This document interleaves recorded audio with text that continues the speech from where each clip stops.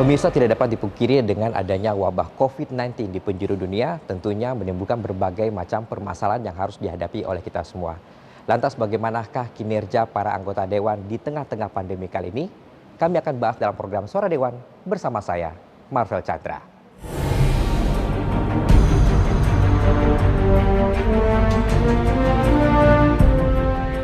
Sudah sekitar 5 bulan sejak ditemukan pasien pertama terpapar virus COVID-19. Tatanan kehidupan begitu banyak berubah dalam masyarakat yang pada akhirnya menuntut setiap orang untuk dapat berperan mencegah penularan virus tersebut. Perubahan besar yang terus terjadi sampai saat ini dan mendunia menyentuh semua sisi kehidupan terutama ekonomi yang kini jadi pekerjaan besar seperti halnya pemerintah Indonesia dalam mengimbangi pandemi yang belum jelas kapan berakhir.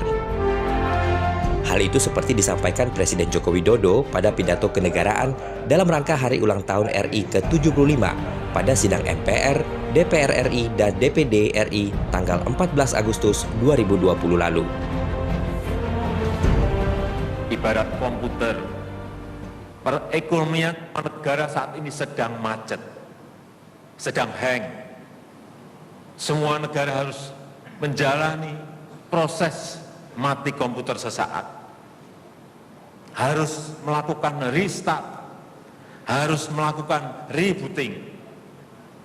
Dan semua negara mempunyai kesempatan men-setting ulang semua sistemnya.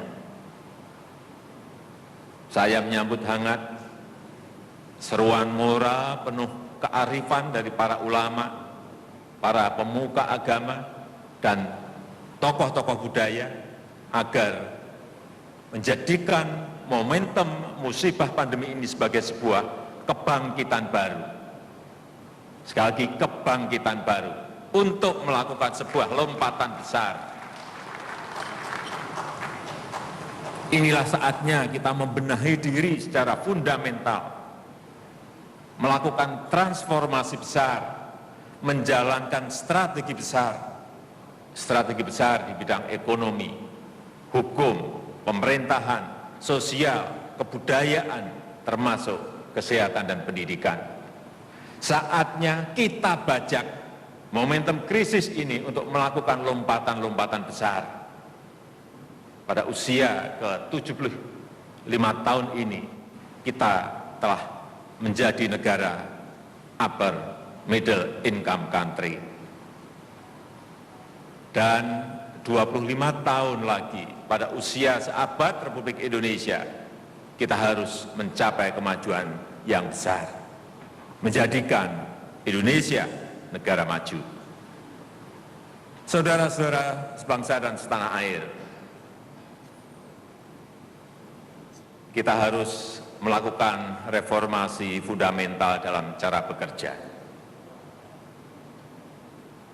Kesiapsiagaan dan kecepatan kita diuji. Kita harus mengevakuasi warga negara Indonesia dari wilayah pandemi COVID di Tiongkok. Kita harus menyiapkan rumah sakit, rumah isolasi, obat-obatan, alat kesehatan, dan mendisiplinkan protokol kesehatan. Semuanya harus dilakukan secara cepat, dalam waktu yang sangat singkat. Ketika krisis kesehatan tersebut berdampak pada perekonomian nasional, kita juga harus cepat bergerak, memberikan bantuan sosial bagi masyarakat melalui bantuan sembako, bansos tunai, subsidi dan diskon tarif listrik, BLT desa, dan subsidi gaji, membantu UMKM untuk memperoleh restrukturisasi kredit, memperoleh banpres produktif berupa bantuan modal darurat, dan membantu pembelian produk-produk mereka. Membantu tenaga kerja yang menjadi korban PHK, antara lain melalui bantuan sosial dan program Kartu Prakerja. Sesuatu yang tidak mudah, sesuatu yang tidak mudah.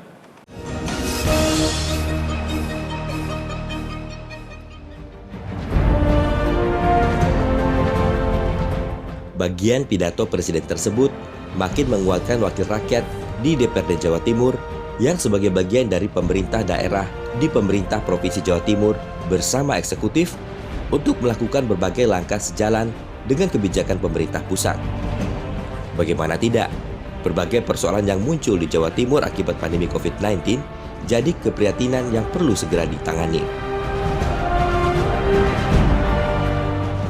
Pak, dengan adanya wabah COVID-19 yang tentunya dirasakan oleh sebagian besar masyarakat di Provinsi Jawa Timur, apa menjadi PR dari pihak pemerintah dan juga anggota Dewan sendiri dalam menyikapi hal permasalahan seperti ini? Ya, insya Allah kami, keluarga besar Dewan Perwakilan Rakyat Daerah Provinsi Jawa Timur, hidup di tengah masyarakat, mengalami betul dan terlibat dengan berbagai dinamika yang dirasakan oleh masyarakat, sehingga kami memahami betapa pandemi ini menjadi sesuatu yang berat untuk kita hadapi bersama. Dan karena itu kami berkomitmen luar biasa, apapun yang menjadi kehendak pemerintah dalam konstruksi menyelesaikan pandemi ini, kami support. Salah satunya di dalam program refocusing anggaran, kami menyepakati ada 2,3 triliun yang kita tata agar kemudian bisa dikelola sebaik mungkin dalam rangka menyelesaikan pandemi ini.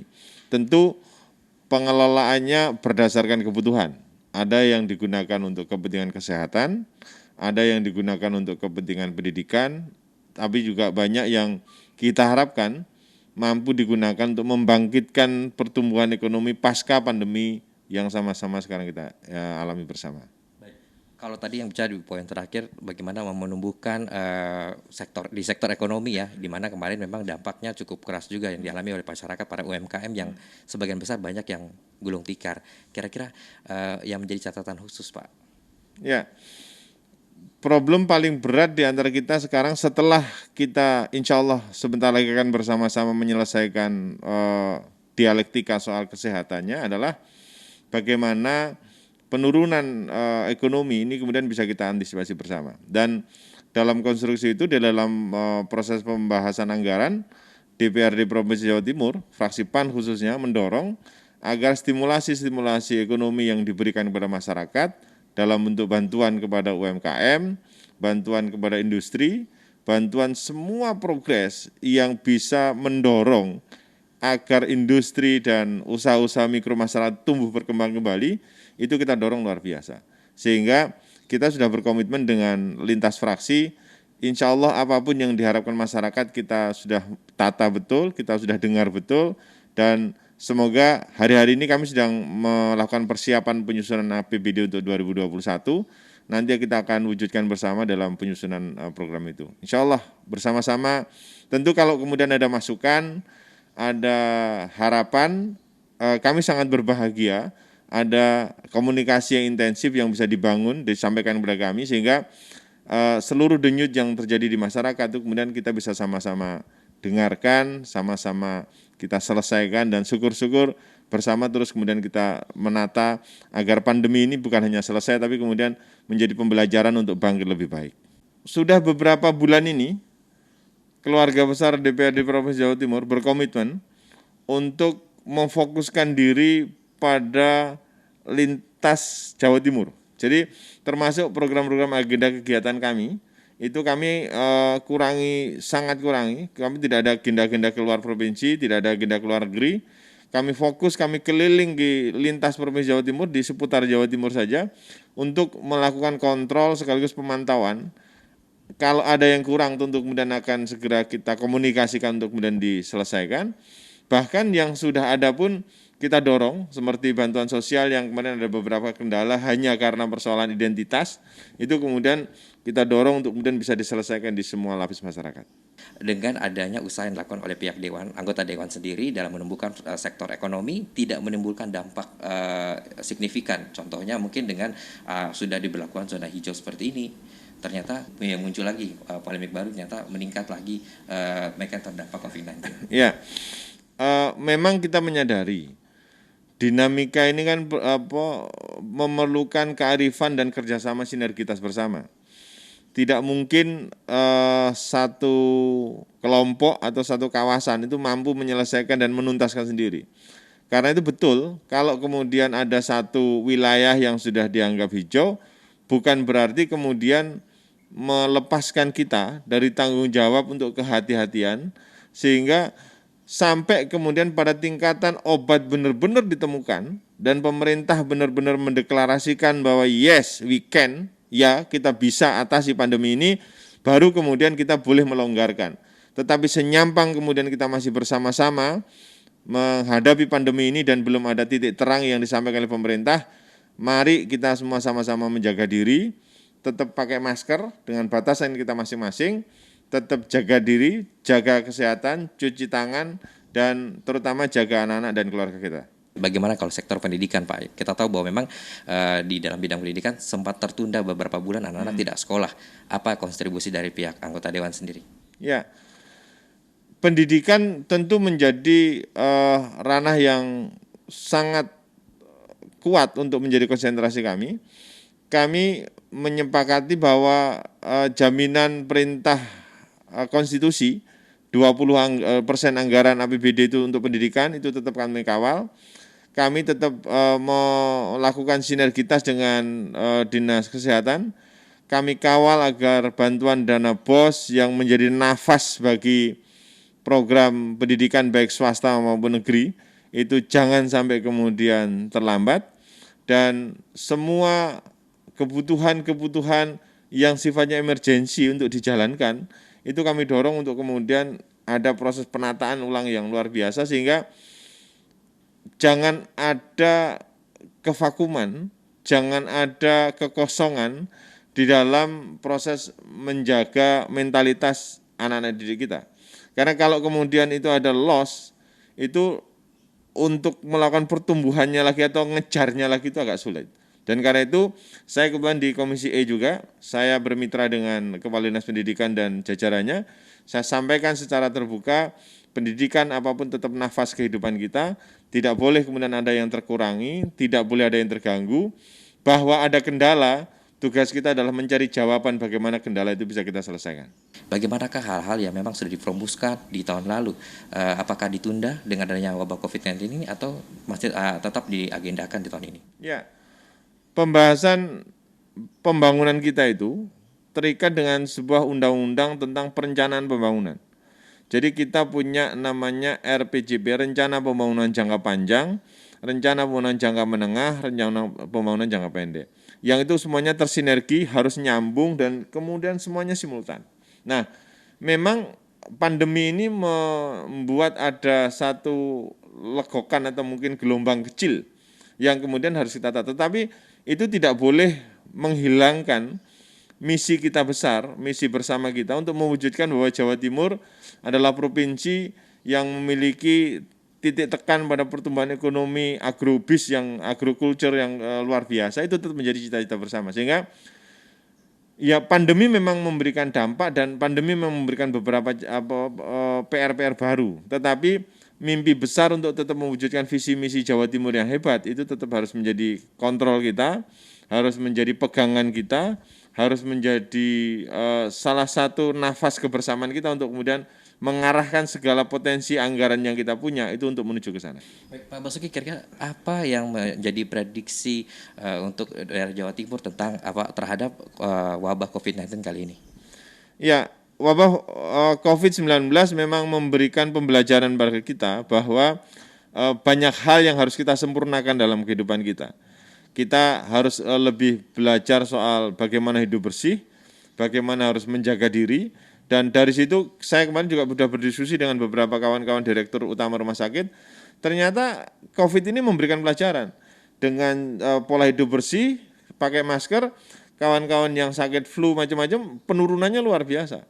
Orang-orang yang masuk ke rumah sakit sekarang juga penurunannya luar biasa. Lepas itu dari kemudian juga ada kehati-hatian soal COVID-19. Tetapi ini saya kira menjadi trigger, menjadi pemacu bahwa kita bisa kok menjadikan ini sebagai pelajaran ke depan. Ada banyak langkah yang bisa kita sempurnakan, ada banyak kegiatan hidup yang kemudian bisa kita kelola, sehingga kita bisa bisa hidup lebih bersih, lebih nyaman, dan bersama-sama insya Allah apapun problemnya kita bisa hadapi persoalan ini bersama-sama. Pak, kita tanya tentang kinerja Dewan pada masa-masa pandemi COVID-19 seperti apa, Pak? Terima kasih. Dalam kondisi masa pandemi COVID ini, memang hampir semua kegiatannya berorientasi untuk penanganan COVID. Termasuk selain dari anggaran refocusing itu sendiri, kinerja Dewan pun juga orientasinya adalah pengawasan sampai sejauh mana penanganan COVID itu sendiri, baik yang dilakukan oleh gugus tugas maupun peran dari teman-teman anggota fraksi Golkar sendiri. Dalam hal ini terutama, hampir semua komisi itu mereka selalu melakukan monitoring ke daerah-daerah. Jadi kalau misalnya komisi saya kebetulan di komisi E, maka saya melakukan ada monitoring terutama kaitannya dengan sampai sejauh mana bantuan jaring pengaman sosial, bantuan dari Pemprov itu nyampe ke kabupaten kota, terutama pada masyarakat yang ada di bawah.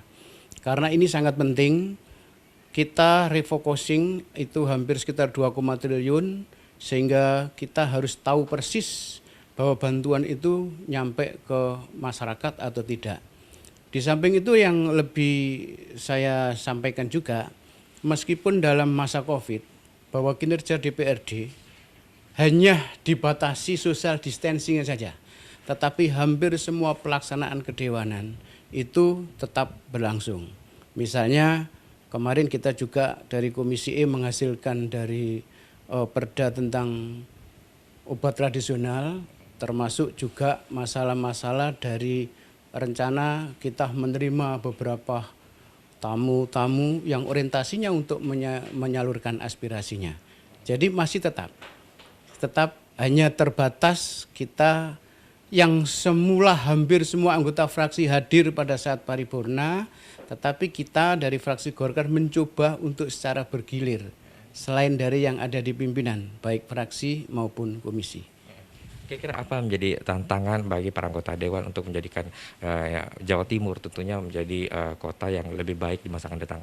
Yang selalu menjadi tantangan terutama karena dampak COVID itu adalah sangat berpengaruh pada kondisi sosial di masyarakat, yaitu termasuk perekonomian. Maka pemulihan ekonomi adalah menjadikan sektor utama terutama. Sehingga di sini kami pun dari fraksi Golkar mendesak adanya beberapa termasuk belanja modal itu agar lebih banyak tingkatkan. Di samping itu juga bagaimana lebih menggerakkan pada sektor ekonomi, terutama di sektor UMKM. Ini selalu menjadikan perhatian utama. Yang lebih menonjol lagi juga yang kita harus tekankan adalah bagaimana mengendalikan atau memulihkan kondisi sektor pariwisata. Yang itu adalah dampaknya sangat baik di Jawa Timur, termasuk dari beberapa sektor-sektor yang lain juga menjadi perhatian secara khusus. Dengan adanya pandemi kali ini tentunya menjadikan UMKM sempat macet, Pak. Terus juga perusahaan banyak perampingan untuk bisa melangsungkan proses produksi. Namun berimbas pada banyaknya pengangguran dan angka tingkat kejahatan yang terus naik. Ini bagaimana solusinya? Iya, makanya tadi juga dalam pidato kenegaraan juga disampaikan bahwa COVID ini dampaknya sangat luas.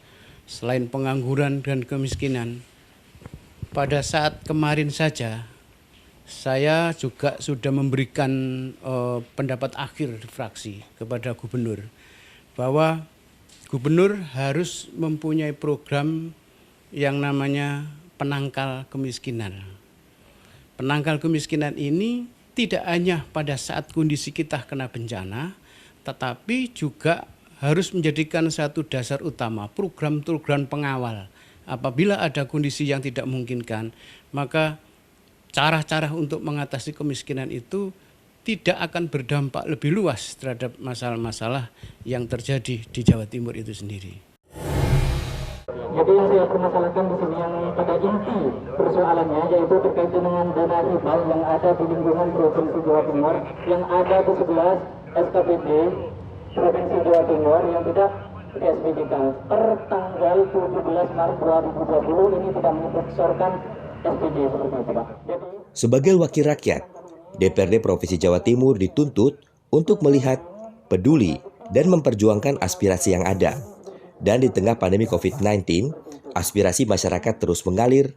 Sebut saja dari gerakan Selamatkan Jawa Timur yang ada pada hari Jumat 14 Agustus 2020 dan langsung ditemui Ketua DPRD Provinsi Jawa Timur, Kusnadi. Begitu. Jadi kami mohon ke sini untuk fungsi controlling dan budgetingnya itu seperti apa, Pak. Terus kemarin saya lihat di media, kita juga sudah menyisir berbagai macam informasi di media sosial maupun media cetak. Ini pas pandangan akhir fraksi, semua fraksi di DPRD Provinsi Jawa Timur ini tidak ada satu pun, Pak, yang menyentil terkait dengan dana hibah yang tidak tereksekusikan senilai 2,9 triliun. Padahal itu sudah jelas, Pak, di LHT BPK tahun 2019 yang diterbitkan tahun 2020 ini 2,9 triliun, Pak, sudah jelas. Terus yang di LKPD ini juga sudah jelas. Kenapa ini kok bisa luput dari pantauan dewan kita atau perwakilan kita? Dana sebanyak 2,9 triliun ini luar biasa, Pak, seperti itu. Jadi mohon ini penjelasannya, Pak. Jadi mohon ke kesudahnya Bapak untuk memberikan jawaban terkait dengan ini rilisnya saya kasihkan, Pak. Ya, kita bersama-sama di sini berpanas-panas tidak apa-apa. Saya ikut saja kepada teman-teman sekalian. Dan terima kasih atas aspirasinya yang sudah disampaikan oleh saudara-saudara sekalian. Dan apa yang menjadi aspirasi dari saudara-saudara sekalian, ini akan menjadi tugas kami untuk melakukan verifikasi, ya, verifikasi terhadap apa yang saudara-saudara sampaikan kepada kami. Saya ingin menyampaikan pertanyaan-pertanyaan, ya sedikit saya menyampaikan jawaban terhadap pertanyaan-pertanyaan yang sudah saudara-saudara sampaikan, bahwa kalau ditanyakan kenapa kok praksi-praksi kemarin itu tidak menyentil, saya juga tidak bisa mengatakan dan harus menyentil, karena praksi punya otoritas sendiri-sendiri. Itu pertama. Kemudian yang kedua, saudara-saudara sekalian, bahwa fungsi DPRD itu ada 3 fungsi, dan pada hakikatnya DPRD itu hanya kebijakan. Kemudian untuk melakukan untuk melakukan eksekusi itu ada pada eksekutif, ya. Untuk melakukan eksekusi itu maka itu adalah kewenangan dari eksekutif. Kalau DPRD ini hanya melakukan kebijakan. Nah, apakah dana hibah itu terus kemudian dilakukan oleh anggota atau DPRD atau berapa persen dan sebagainya? Di Provinsi Jawa Timur tidak ada pembagian persentase. Ya, tidak ada pembagian persentase baik untuk eksekutif maupun legislatif. Ya, tidak ada pembagian persentase bahwa eksekutif dapat sekian persen, legislatif dapat sekian persen, tidak ada. Dan terima kasih kepada masukan-masukan saudara semua, bahwa kemudian apa yang saudara-saudara temukan ini akan saya tindak lanjuti sebagai ketua DPRD. Terima kasih atas sarannya memperbaiki tata kelola dana hibah. Mulai sistem perencanaan. Sebenarnya sistem perencanaannya sudah berjalan. Artinya begini, bahwa rencana untuk menindaklanjuti dana hibah itu harus sudah dilakukan sebelum KUHP-PAS itu disepakati oleh DPRD bersama dengan pemerintah provinsi, ya.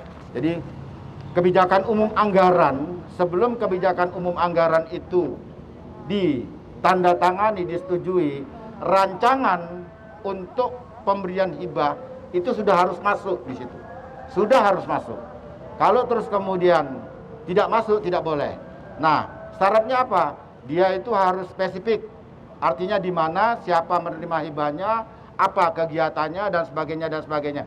Dan kemudian itu juga ditindaklanjuti, harus ada otorisasi dari bukan hanya lurah atau kepala desa, tapi juga sampai kepada camat.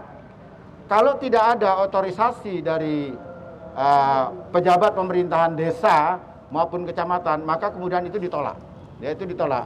Nah, hanya memang ya inilah kita kadang-kadang itu senang menerima, tapi sulit mempertanggungjawabkan. Ya, ini.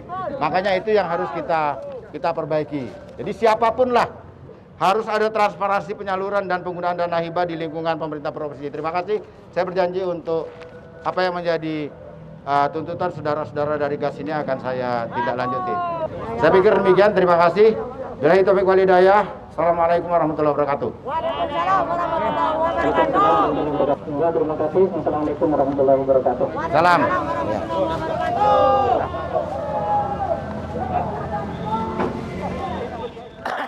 Oke, ayo kita tertib.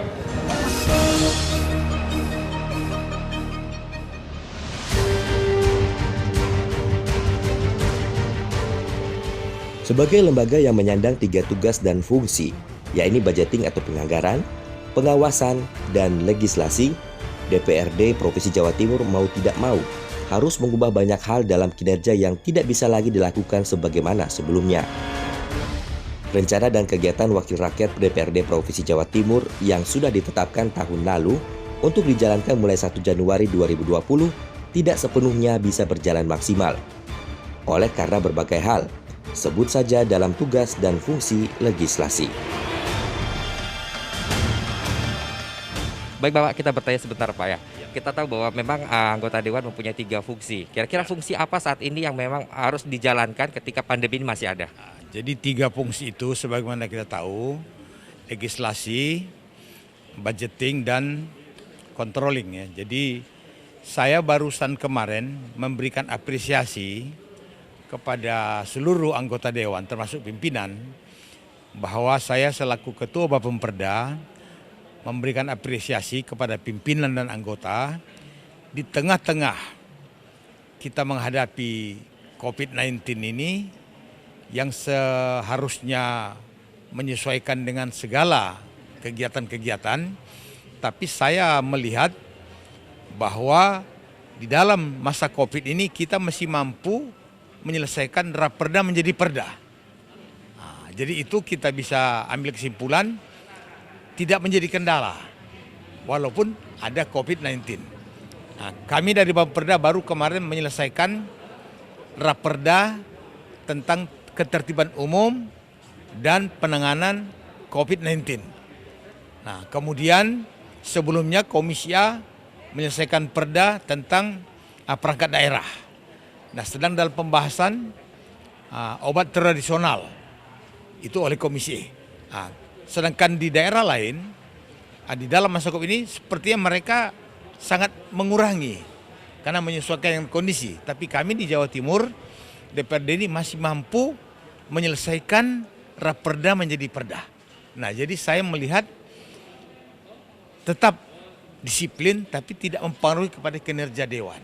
Bukan karena saya di Dewan terus kita memberikan, tidak. Tapi kenyataannya saya melihat, baru kemarin saya menulis di grup kita bahwa saya memberikan apresiasi.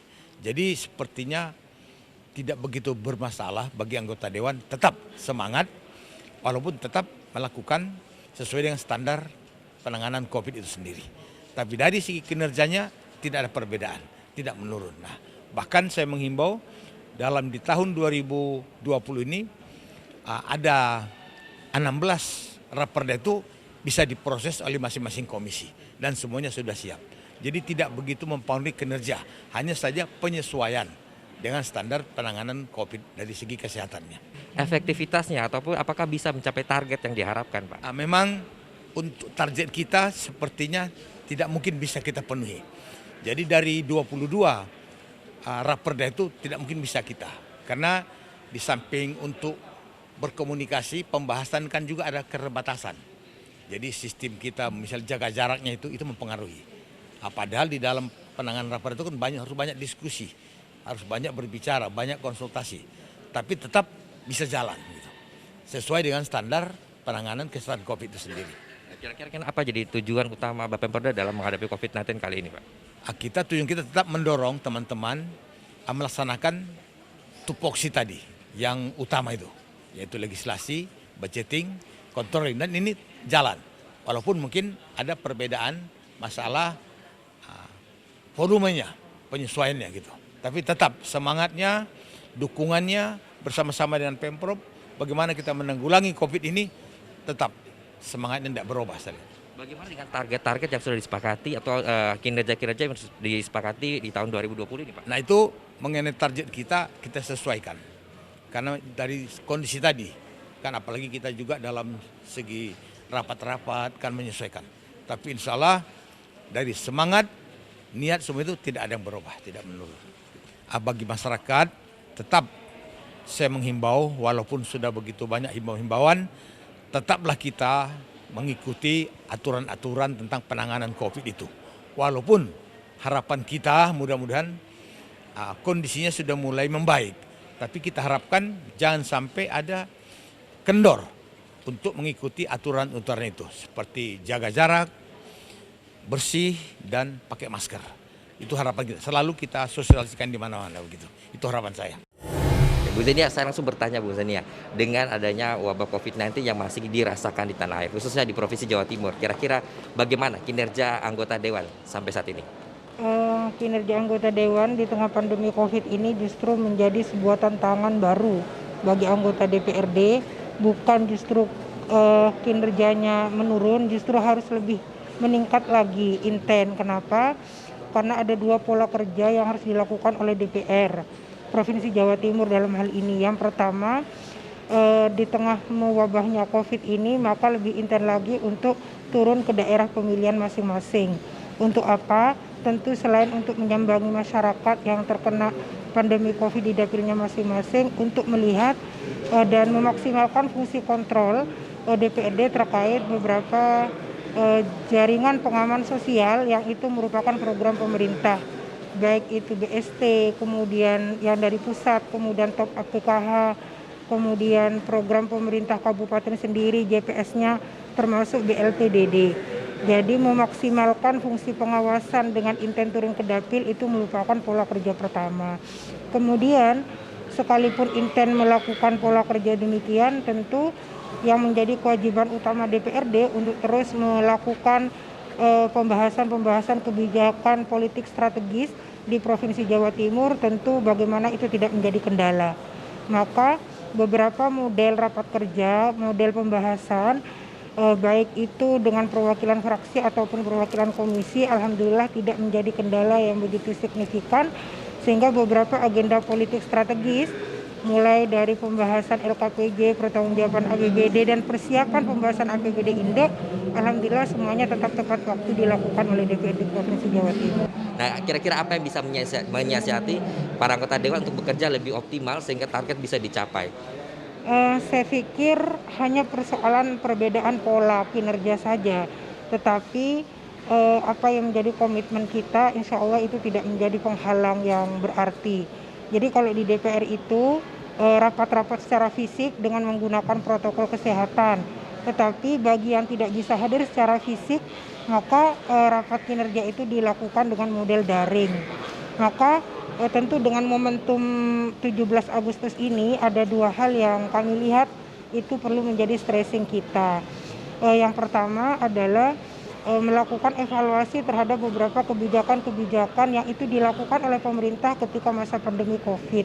Misalnya kalau kami di Komisi E ini, monggo dilakukan evaluasi kembali terhadap kebijakan pendidikan dengan model daring, karena ini cukup memberatkan. Maka ini dengan momentum Agustus ini bagaimana ini dilakukan evaluasi. Apa langkah yang paling konkret atau yang paling tepat dalam mengganti ataupun dianggap menjadi solusi yang tepat dalam permasalahan di sektor pendidikan tadi? Ya, di pendidikan kalau saya pikir harus segera dilakukan pendidikan model temu fisik, walaupun ini dengan modelnya nanti bergelombang mungkin ya.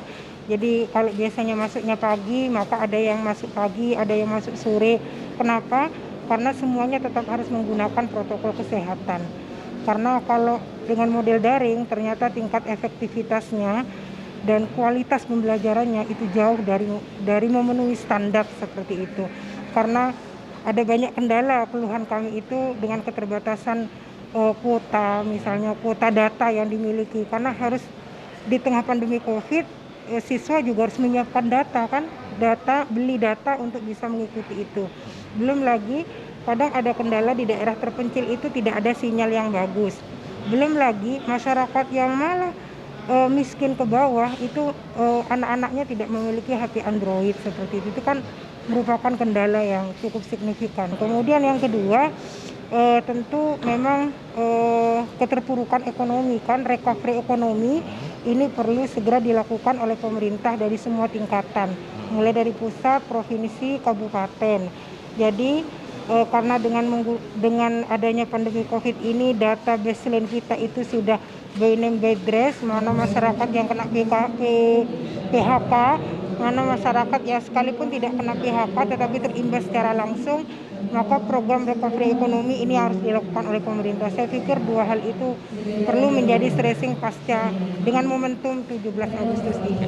Itu penting. Bu Zenia, dalam sektor ekonomi tentunya dengan ada pandemi COVID-19 yang sudah berjalan berbulan-bulan tentunya mengakibatkan perputaran uang menjadi terhambat. Nah, kebanyakan peredaran uang itu menjadi masalah ya pada sektor ekonomi. Kira-kira bagaimana? Masyarakat sudah diberdayakan, namun tingkat belanja masyarakat kurang sekali.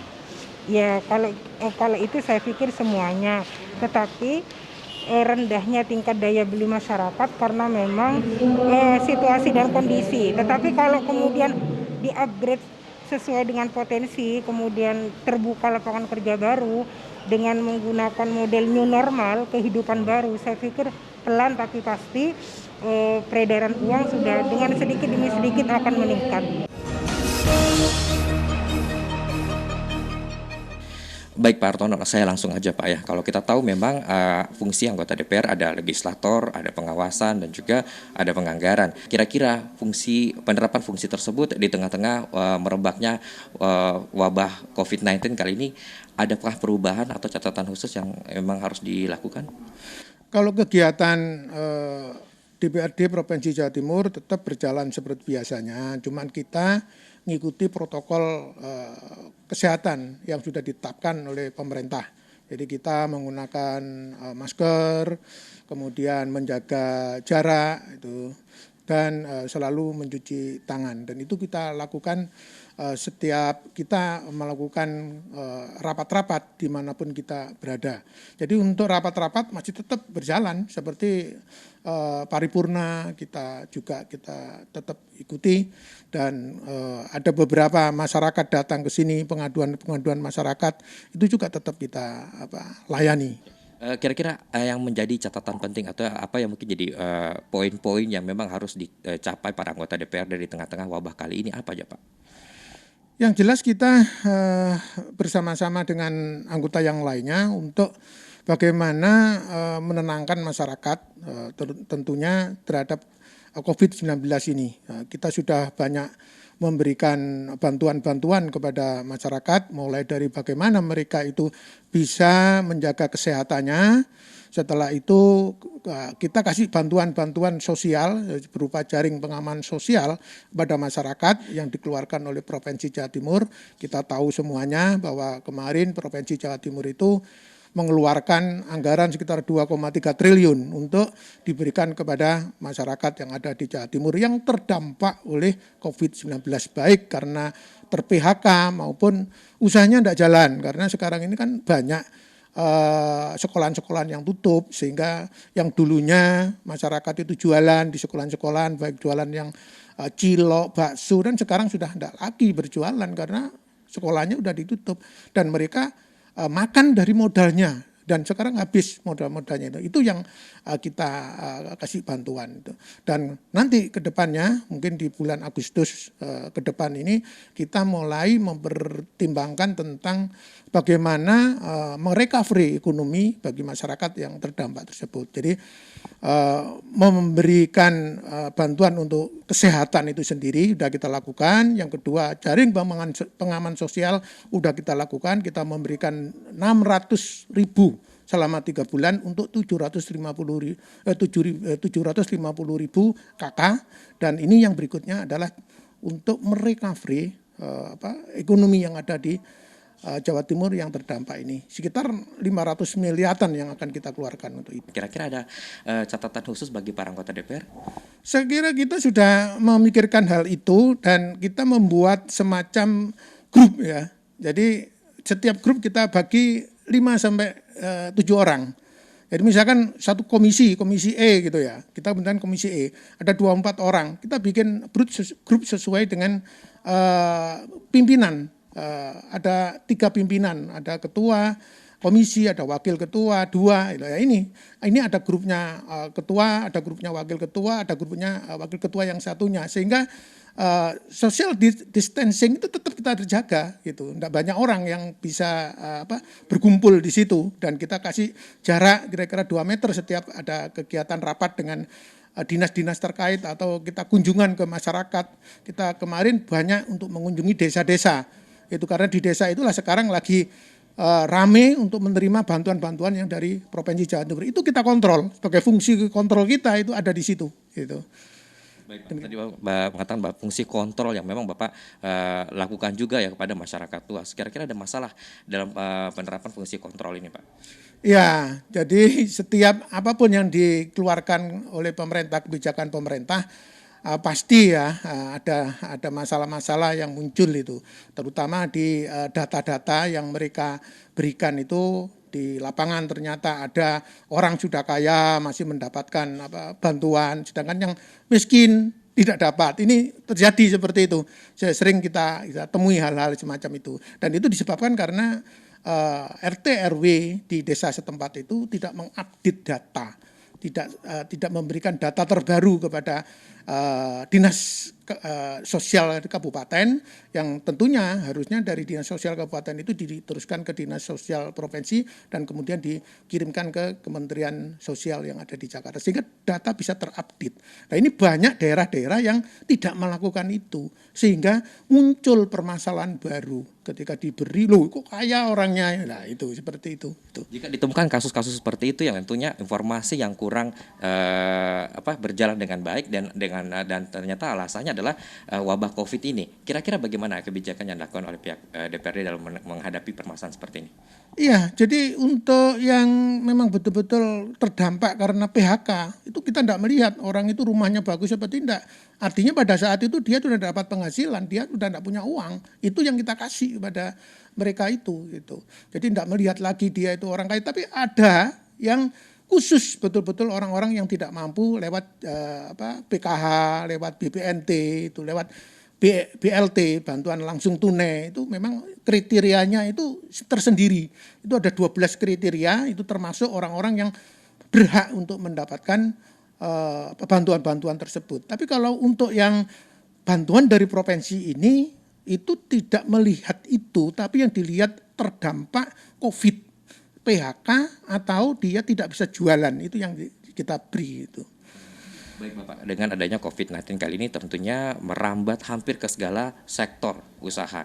Dan tentunya ini sempat memacetkan ataupun menurunkan jumlah UMKM kita yang ada di Provinsi Jawa Timur. Nah ini kira-kira ada kebijakan dari pihak pemerintah terkait permasalahan ini? Ya, kita dorong pemerintah Provinsi Jawa Timur untuk memperlunak pemberian kredit kepada UMKM. Selain itu, dari anggaran 2,3 triliun itu ada anggaran yang khusus untuk recovery ekonomi bagi untuk usaha mikro yang tentunya mungkin hanya butuh uang 500.000, 1 juta, itu kita anggarkan lewat dana yang sudah kita alokasikan dari dana-dana yang refocusing dinas-dinas terkait itu untuk kita berikan kepada usaha mikro kecil yang ada di Jawa Timur.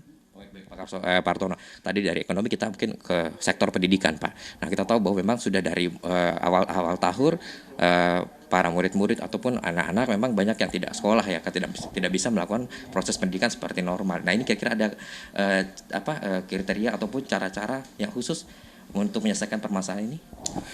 Iya, banyak keluhan juga dari masyarakat bahwa daring sekolah di rumah itu ternyata tidak sesederhana yang dibayangkan selama ini, sehingga banyak masyarakat yang mengeluhkan karena untuk mengerjakan tugas-tugas dari sekolahan itu ternyata tidak diikuti oleh kemampuan orang tua murid, sehingga mereka merasa kesulitan itu, dan dia mengharapkan sekolah masuk sekolah itu harus segera dimulai, tidak lewat daring lagi itu mungkin yang selama ini kita terima masukan-masukan dan keluhan-keluhan dari masyarakat itu.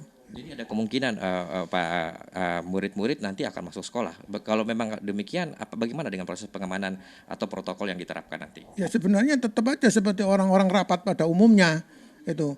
Jadi rapat-rapat pada umumnya kan kita pakai protokol kesehatan untuk menghindari supaya tidak tertular COVID, pakai masker, kemudian ada jarak duduknya dan selalu cuci tangan. Saya kira 3 hal itu kalau diterapkan, insya Allah bisa memperkecil kemungkinan tertular oleh COVID-19 itu. Bu Anti kita langsung aja ya. Bagaimana kinerja para anggota Dewan saat pandemi COVID-19 saat ini? Assalamualaikum warahmatullahi wabarakatuh. Saat ini memang kita diturunkan anggota Dewan di seluruh Jawa Timur untuk memonitoring COVID-19 dan memang saya lihat mereka giat sekali dan sangat maksimal yang mereka kerjakan. Dengan wabah COVID-19 sudah berjalan kurang lebih setengah tahun lebih ya Bu Anti. Tentunya banyak sekali menimbulkan permasalahan-permasalahan, tentunya khususnya di sektor ekonomi, pendidikan dan lain-lain. Apa yang dirumuskan atau upaya-upaya apa yang dilakukan anggota Dewan sejauh ini? Sejauh ini kita akan merumuskan untuk mengungkit perekonomian khususnya Jawa Timur, itu kita akan menghidupkan UMKM yang memang itu salah satu adalah basis dari pengangkatan ekonomi rakyat yang ada di Jawa Timur.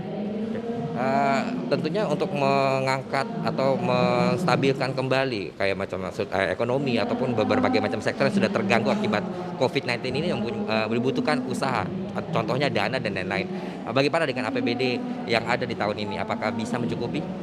Saya kira APBD tahun ini tidak terlalu bergesernya tidak terlalu jauh, masih bisa mengangkat untuk seperti tahun-tahun yang lalu. Jadi kelihatannya tidak signifikan untuk Jawa Timur. Karena selain itu memang kita sudah berusaha semaksimal mungkin, istilahnya salah satunya physical distancing kita gunakan dan semua faktor yang bisa mengungkit ekonomi kita galakkan dengan protokol COVID yang kita lakukan. Dengan protokol COVID yang memang sudah diterapkan harus dijalankan oleh siapa saja termasuk para anggota Dewan. Apakah kinerja anggota Dewan dalam mencapai tujuan atau poin-poin dalam mencerdaskan masyarakat bisa tercapai secara maksimal? Saya kira masih bisa tercapai maksimal walaupun dalam arti maksimalnya itu tidak seperti maksimal sebelum ada COVID, tapi sudah sangat bagus. Saya apresiasi baik itu pemerintahan Jawa Timur ataupun dari anggota Dewan yang ada di Jawa Timur. Oke, baik Ibu Anti, terus bagaimana dengan kinerja ataupun poin-poin ataupun rencana-rencana kerja sebelumnya yang memang sudah disepakati di tahun-tahun sebelumnya yang harus dicapai tahun 2020 dengan adanya wabah kali ini. Bagaimana? Apakah menjadi target utama lagi ataupun disampingkan dulu?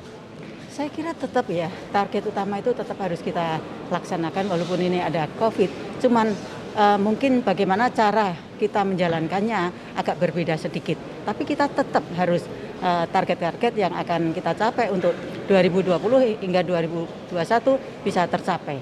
Oke. Dalam sektor ekonomi untuk meningkatkan atau menstabilkan kembali kemajuan ekonomi yang ada di tengah masyarakat yang sempat terhenti ataupun sempat mundur, kira-kira usaha yang paling signifikan yang tentunya dilakukan atau dimusyawarahkan atau dicetuskan oleh pihak anggota Dewan kira-kira bagaimana Bu?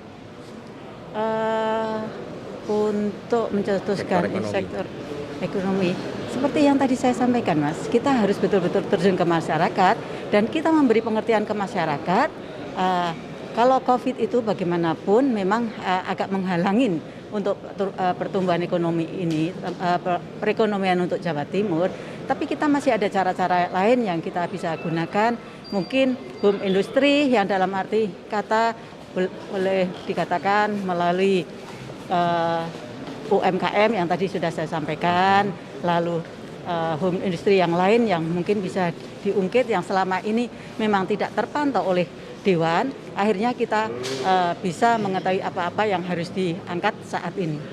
Sampai sejauh ini sudah banyak sekali UMKM yang memang gulung tikar akibat COVID-19 ini. Apakah ada bantuan seperti pemberian dana dari pihak pemerintah atau bagaimana Bu Anti? Saya kira tetap pemerintah juga sangat peduli sama kebutuhan masyarakat.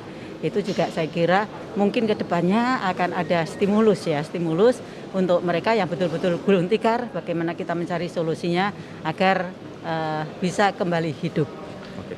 Fungsi anggaran tentunya dilakukan dengan memberikan stimulus tadi. Bagaimana dengan fungsi controlling, pengawasan Bu Anti? Controlling sangat-sangat ketat sekali karena memang salah satu tugas dari kita ini dari Dewan adalah controlling. Itu baik untuk eksekutif maupun untuk masyarakat. Pesan-pesan bagi masyarakat luas terkait wabah COVID-19? Jangan lupa gunakan protokol COVID yang memang sudah diterapkan oleh pemerintah. Salah satunya adalah physical distancing. Kalau keluar rumah beraktivitas dengan apapun harus melakukan dengan protokol COVID.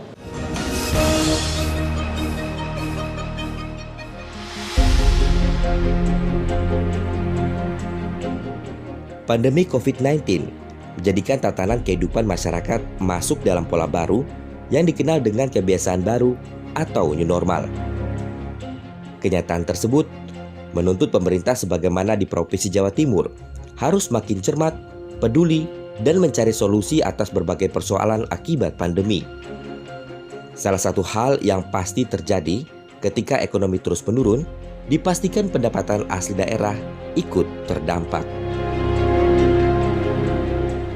Kira-kira dengan adanya merebaknya wabah COVID-19 sampai saat ini, kira-kira dalam sektornya terganggu dalam berbagai sektor, khususnya sektor ekonomi. Kira-kira apa menjadi kontribusi atau solusi dalam permasalahan ini, Pak? Oke, jadi begini, tetap kita optimis dengan pemerintahan Pak Jokowi ini, dengan pemerintahan Provinsi Bu Kofifa ini, ada optimisme yang harus didorong. Terutama apa? Pemerintah pusat, pemerintah provinsi, pemerintah daerah tingkat 2, segera anggaran APBN, APBD-nya segera dibelanjakan secara maksimal. Kenapa? Karena kita tahu persis kuartal kedua pertumbuhan kita, ekonomi kita minus. Saya ingin September, Agustus maupun Juli, kuartal ketiga ada pertumbuhan yang harus ditingkatkan. Nah, pertumbuhan yang ditingkatkan ini tidak akan mungkin serta-merta muncul manakala apa? Harapan kita sejak awal adalah investasi swasta dan asing. Sekarang lagi lesu. Nah, harapan saya, pemerintah pusat, pemerintah daerah segera menggelontorkan itu. Dana APBN dan APBD segera dibelanjakan. Presiden sudah memerintahkan seperti itu. Gubernur sudah memerintahkan seperti itu. Departemen dan OPD segera membelanjakan. Agar apa? Agar uang yang ada di masyarakat itu berputar. Kalau berguliran uang di masyarakat muncul, pasti akan muncul pertumbuhan ekonomi. Kita tahu persis, Bapak, bahwa koperasi UMKM kita kuat. Tetapi modal yang diputar terlalu kecil.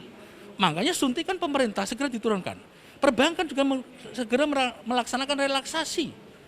Terus terang, kami sudah keliling ke Jawa Timur. 38 kabupaten sudah saya keliling. Kita sudah koordinasi dengan Bank Jatim, Bank UMKM, dan Dinas Pendapatan Daerah, Badan Pendapatan Daerah.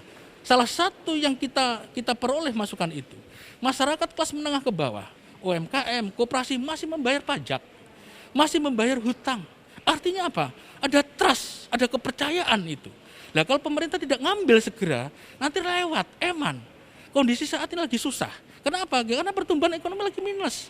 Oleh sebab itu harapan kami adalah anggaran pemerintah pusat, pemerintah provinsi segera digelontorkan ke belanja yang maksimal. Itu kuncinya.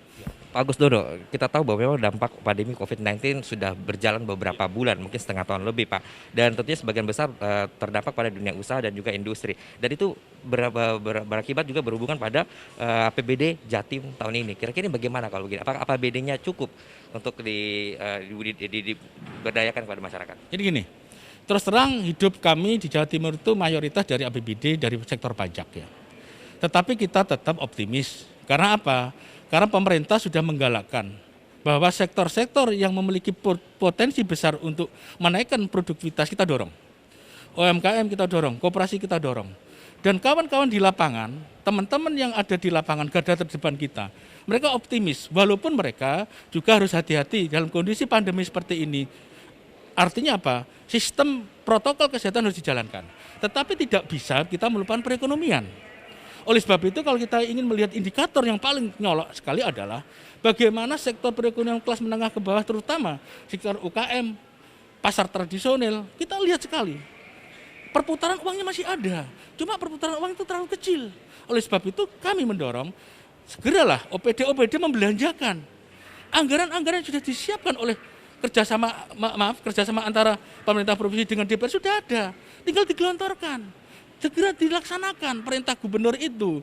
Agar apa? Di lapangan sudah berputar duitnya. Kalau sudah perputaran ada duit, pasti pertumbuhan tidak akan minus. Kita harus sadar bahwa kuartal ketiga ini Juli, Agustus, September ini kalau dibiarkan seperti ini pasti akan minus.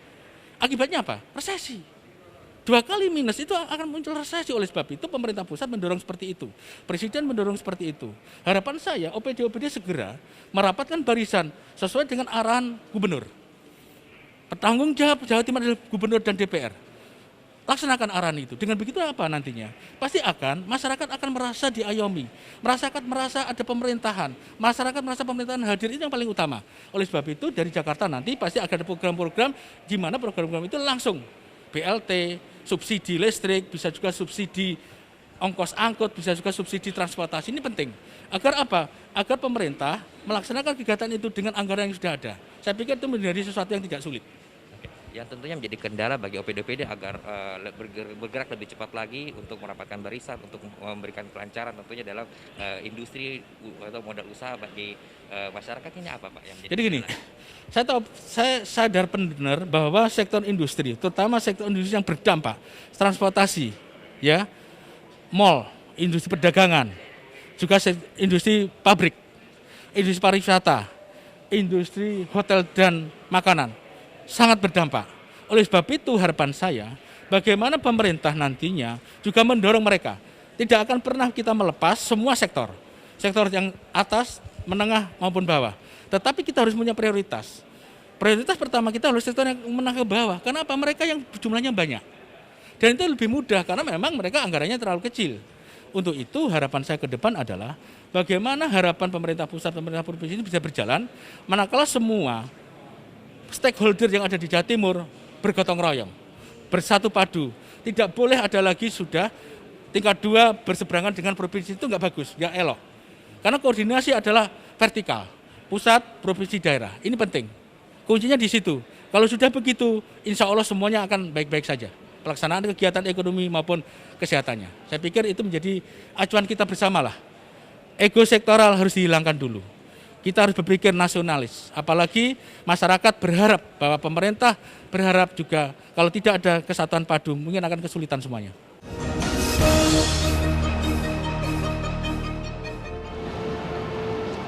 Dan pemirsa, itulah tadi keterangan ataupun informasi yang dikatakan oleh sejumlah anggota Dewan tadi. Semoga apa yang dilakukan oleh pihak pemerintah dan anggota Dewan tadi dapat membantu untuk menyelesaikan permasalahan yang ditimbulkan oleh wabah COVID-19 kali ini.